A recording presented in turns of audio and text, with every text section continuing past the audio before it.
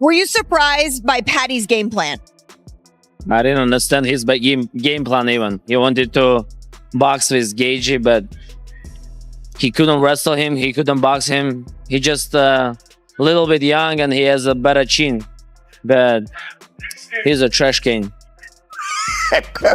Just curious, what did you think about Paddy's chin? Because a lot of people say Justin Gaethje is the hardest hitter they've ever faced. Yeah, but Paddy got knocked out like 15, 20 times. Yeah, Justin was like 3-4 years ago, he was different. Now it's like he's getting old and it's last a couple fights he got. I just felt like I did enough. I just felt like I did enough to get the job done. Paddy is getting the beat out of him right now. It looks like, Jesus, this might not end well.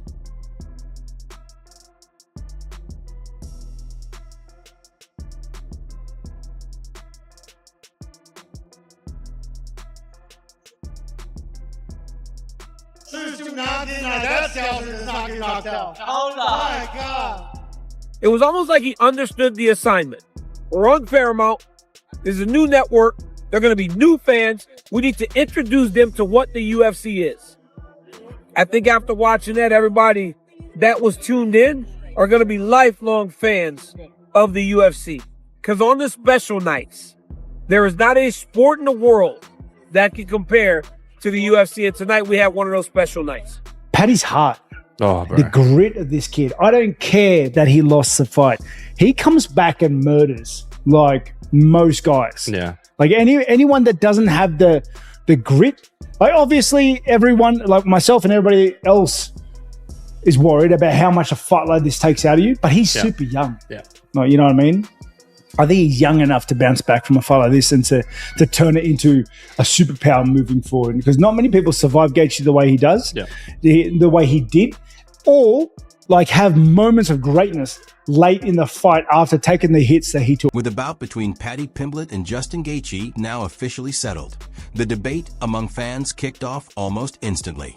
The conversation quickly shifted to whether the actual outcome matched what had been forecast beforehand. Some analysts had been convinced that Paddy's relentless pace and unpredictable offense would be too much to handle. Others, however, believed Gaethje's composed approach and precise striking would be the deciding factors. That sharp divide in expectations made the reaction after the fight feel just as intense as the contest itself. In the UFC, you were saying stuff like, well, his entrance is good and it's all well and good to get the fans, but he needs to be able to fight. Obviously, we've seen him have great wins before, but to show the durability he had in that fight tonight, do you feel like even though he lost, he will be considered one of the best in that division moving forward? No doubt about it. I mean, he was the favorite tonight. I think that's what fucked him.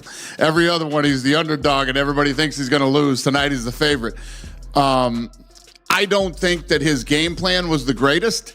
Obviously, tonight he showed he is tough, he is durable, and almost impossible. I mean, especially against Gaethje. And you're eating those punches from him. You know, it's one thing to say, listen, I'm going to come out. I believe in, say, you know what? It's the third round. I got 2 rounds left. I might want to try to take him down and submit him. Before the fighters even stepped inside the cage, Tim Welch laid out his perspective on the matchup by focusing on Justin Gaethje's early offensive threat. He pointed out that the leg attacks weren't simply about landing kicks in the moment, but about creating lasting damage that altered an opponent's stance, footwork, and decision-making. Over time, that steady investment was meant to open the door for Justin's punches to grow increasingly effective as the fight progressed. Congrats to Justin Gaethje. What an unbelievable performance. Paddy the Baddy, oh my God, he impressed the hell out of me. Incredible. He'll learn from that, but I tell you what, he's got what you can't teach. Heart, grit, determination, all that shit. Yeah, he can make tweaks. You can put the chin down, you can lift the hands up. What he showed tonight is that he is legit. The man is real, and that's for damn sure. He's at the hospital right now. He'll be fine. They're just checking him out. Gotta say though, well done, Justin Gaethje. Tim Welch went on to highlight that Paddy Pimblett was often at his most vulnerable when he was attacking. He explained that whenever Paddy charged in with high energy and heavy combinations, he tended to leave his head exposed in the process. According to Tim, those aggressive surges created the exact openings Justin Gaethje needed, and a single well-placed counter shot in one of those moments had the potential to shut everything down on the spot. grappling. He's a very, very good at grappling. And I felt that he deviated from the game plan, meaning that if I was in his corner, you're going to move. One, he's got to keep his hands up here. I like the traditional look where you can move, you can elbow, you throw your right hand, right, left, high kick, push kick. You're just way more, this is standard. This is like the best option. But I still feel like he deviated from the game plan where I think he felt that he was going to be able to knock out Justin Gaethje. And I just don't think Paddy Pimblett has that torque. Not saying he can't do it, I just don't think he has the torque to knock out a guy like Justin Gaethje, who's been in wars with guys like Dustin Poirier, Max Holloway.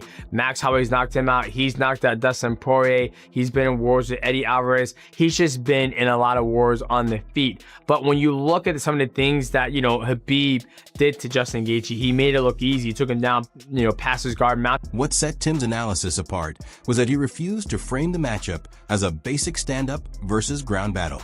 Instead, he stressed that extended fights almost always break down into chaotic transitions. Historically, those messy exchanges have worked in Paddy Pimblett's favor, transforming risky moments on the feet into grinding grappling situations that wear opponents down both mentally and physically. Technical aspect to this entire game plan, okay? Gaethje was going to pressure fight him, walk him down, guns blazing, turn it into a dogfight, and hopefully he outlasts Paddy, okay? This whole game plan is banking on the fact that he knows he can take more, he can deal more, and he can capitalize on it later in the fight. Okay, because and to be fair, he's got legs to walk with that because he's done it time and time again. And round 3, we saw him be like, okay, I'm gonna take this round off. I'm gonna back up a little bit. Dude, I'm gonna stay at mid range. I'm not gonna walk you down and just let you come back a little bit, trying to build some energy. and everyone was worried. Like honestly, I saw like a glint of disinterest from Gaethje. You know what I mean? Like, I don't know. It was weird. But then round 4 just puts his foot back on the pedal, maybe knowing he's got 2 rounds left. Bar fight Gaethje. It was Gaethje of old. It was because of all that, Tim Welch ultimately framed the matchup as one decided by the smallest of margins. He made it clear that a single clean connection had the potential to completely change the outcome at any moment. Even so, he gave a slight edge to Paddy Pimblett, arguing that when the fight played out across multiple unpredictable situations, Paddy tended to discover winning solutions more frequently. Those routes to victory weren't smooth or reassuring, but in Tim's view, they showed up often enough to tip the balance in Paddy's favor.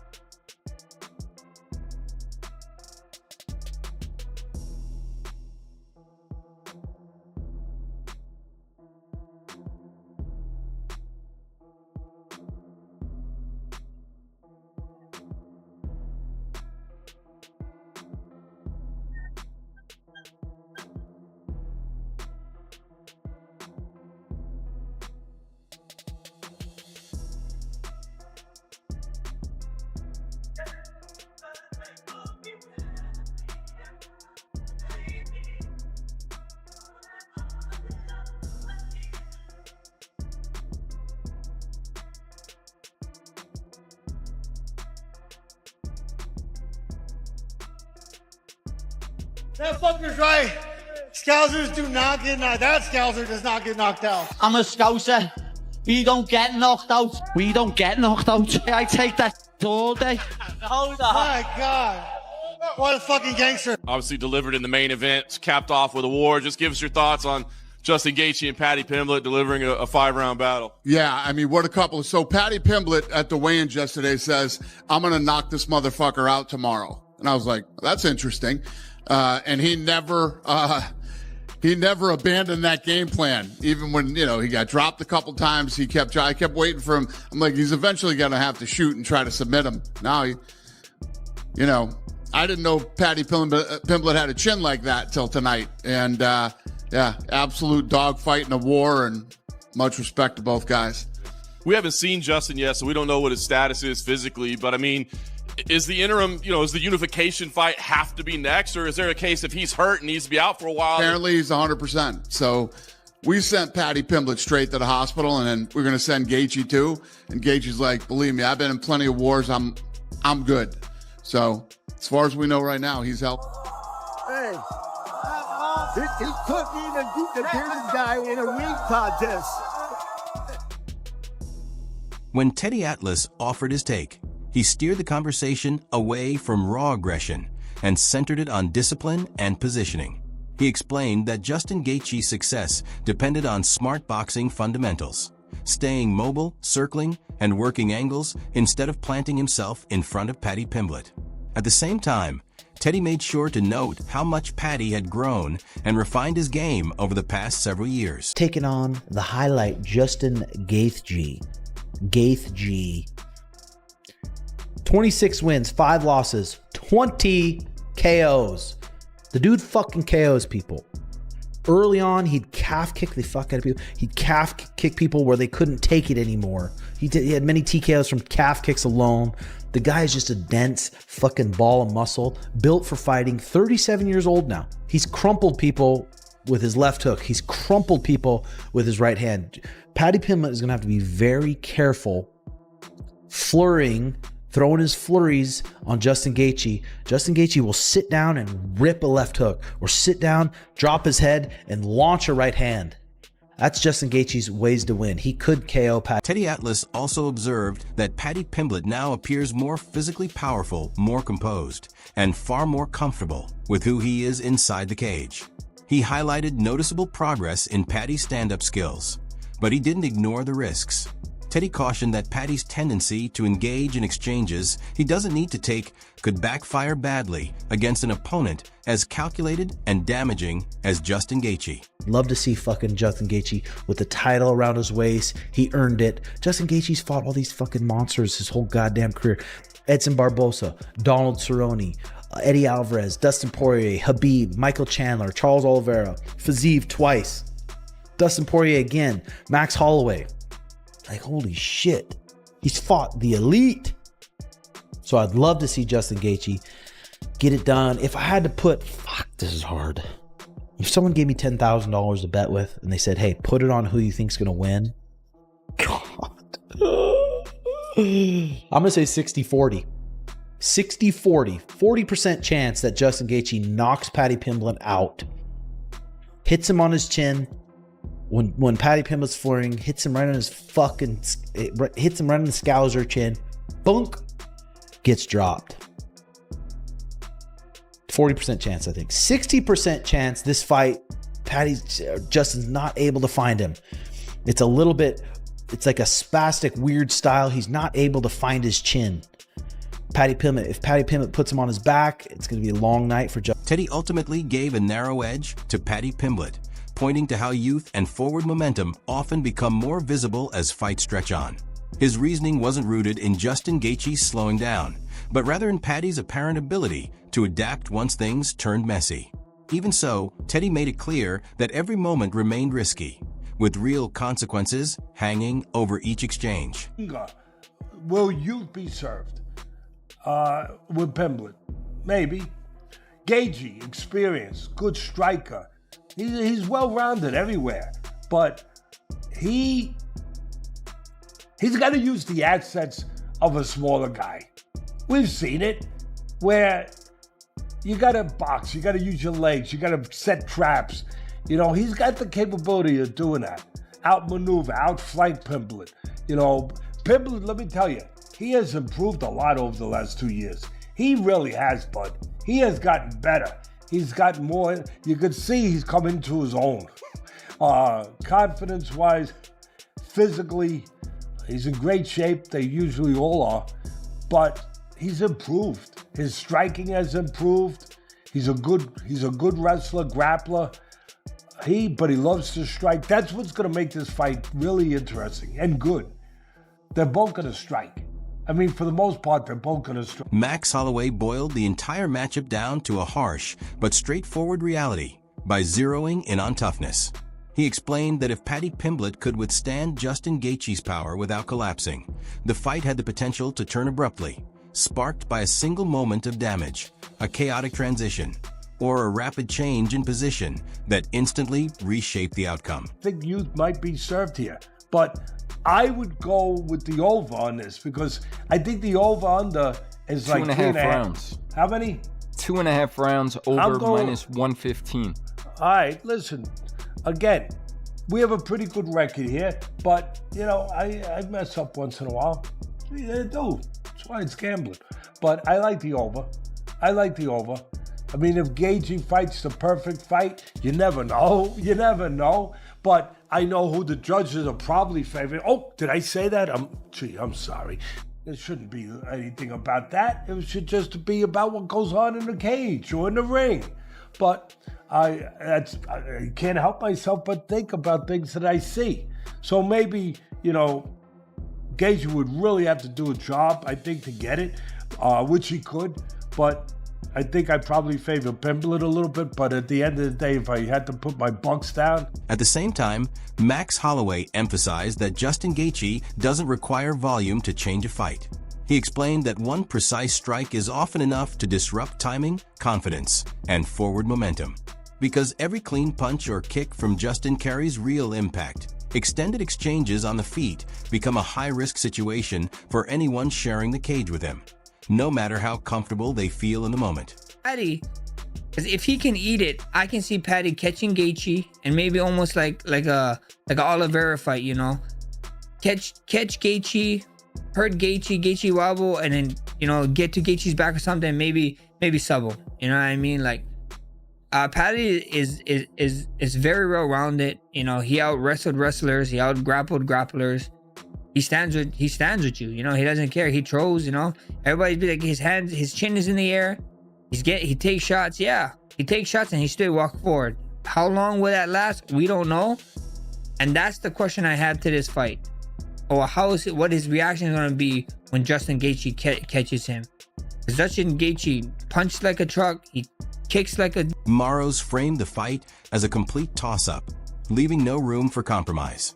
He pointed out that the outcome would hinge on one of two possibilities. Either Justin Gaethje would wear Paddy Pimblett down with steady damage, or Paddy would endure long enough to steer the bout into his own style of fighting. That very unpredictability, Maros argued, is what made the matchup so captivating. For me, this is a flip-up, bro. I'm not surprised if any of these guys win, because I can see two clear paths to these guys winning. I can see Gaethje catching Paddy, putting him down, finishing him. Then I can see Pimblett catching Paddy, Pimblett catching Gaethje, maybe knock him out or hurt him enough to where he can get a submission. I think so. Paramount, the UFC did a really great great job of putting this first Paramount card together. From the main card, the first main card fight, to the main event is sick. It's gonna be action-packed, and you fans are gonna love it. The new fans are gonna love it. I mean, Gaethje is just violence. Paddy Pimblett doesn't run away from violence. It's gonna be a fun fight. Like I said, I don't know who to choose. I'm not choosing no one. I see both guys. I think this is a coin flip. I think whoever can endure the more damage is gonna win. From Demetrius Johnson's viewpoint, the critical factor was Paddy Pimblett's ability to remain unpredictable and push the fight into grappling exchanges. He explained that Justin Gaethje's transitions occasionally created tiny openings in position, and it was precisely in those fleeting moments that a well-timed, inventive submission could emerge. with that being said, let me get to the keys of victory for both these guys. When you look at Paddy Pimblett, keys of victory, Paddy Pimblett has got to be dynamic. We're starting to see Paddy Pimblett become more comfortable inside the octagon. So the key victory number one for Paddy Pimblett is be dynamic, meaning that if Justin Gaethje puts you against the cage, don't be scared to do a flying triangle. If Justin Gaethje tries to go for a dump, go for a Kimura, because 9 out of 10 times when he does that, he's able to turn it into something that favors him in the fight. Key number two, grapple.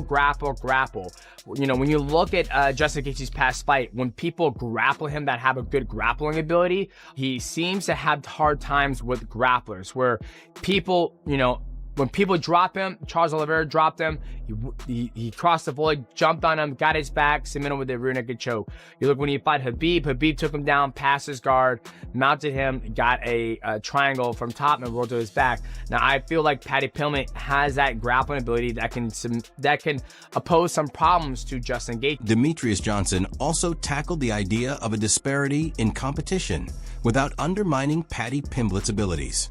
He pointed out that once fighters are engaged on the mat, reputations hold little weight.